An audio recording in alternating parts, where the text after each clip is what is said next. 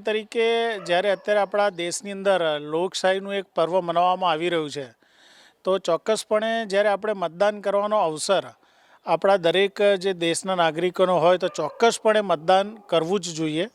જે બી રાજકીય પક્ષો છે એમાંથી તમારી જે બી કોઈ પસંદગી હોય તો દરેક મતદારોએ પોતાના મતાધિકારનો ઉપયોગ કરી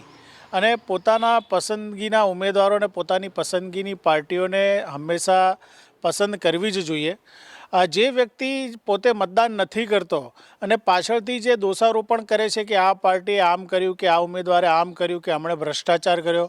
તો એવા દેશના નાગરિકોને એ બાબતે બોલવાનો કોઈ જ અધિકાર નથી, કારણ કે તેમણે ક્યારેય મતદાન કર્યું હોતું નથી.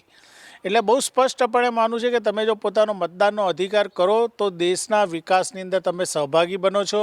અને દેશના સર્વાંગી વિકાસની અંદર તમે પોતાનું યોગદાન આપો છો. જો તમે મતદાન નથી કરતા તો એક દેશના નાગરિક તરીકે તમને દેશના કોઈ બી અધિકારોના વિશે બોલવાનો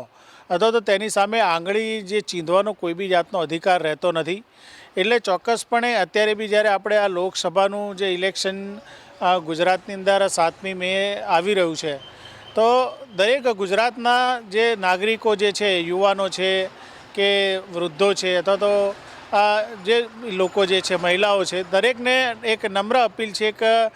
વિનંતી છે કે તમે તમારા પોતાનો મતાધિકારનો ઉપયોગ કરો તો જેથી કરીને દેશને એક સશક્ત સરકાર મળશે અને તમારો પોતાના અભિપ્રાયથી આજે ત્રિશંકુ જે વિધાનસભા અથવા તો લોકસભાની પરિસ્થિતિ ઊભી થાય છે એ એના માટે જ થાય છે કે મતદાન ઓછું થાય છે. તો તમે જ્યારે પૂરતા પ્રમાણમાં બહાર આવશો અને મતદાન પોતાનો મતાધિકારનો ઉપયોગ કરશો તો ચોક્કસપણે એક સશક્ત સરકાર બનશે અને એ સરકાર જે છે તમારા પોતાના જે વિકાસના જે કાર્યો છે એને આગળ વધાવશે, મોંઘવારી ઓછી કરશે, બેરોજગારી ઓછી કરશે, તમારા શિક્ષણના જે પ્રશ્નો જે છે, ખેડૂતોના પ્રશ્નો છે, ગૃહિણીઓના જે પ્રશ્નો છે, આ બધા જ પ્રશ્નો જે છે જો એક સરકાર જે છે એને પૂર્ણ બહુમત મળશે તો ચોક્કસપણે આ બધા તમારા જે પ્રશ્નો જે છે તેનું હલ આવશે, તેનો ઉકેલ આવશે અને ચોક્કસપણે એટલા માટે જ તમારે મતદાન કરવું જોઈએ.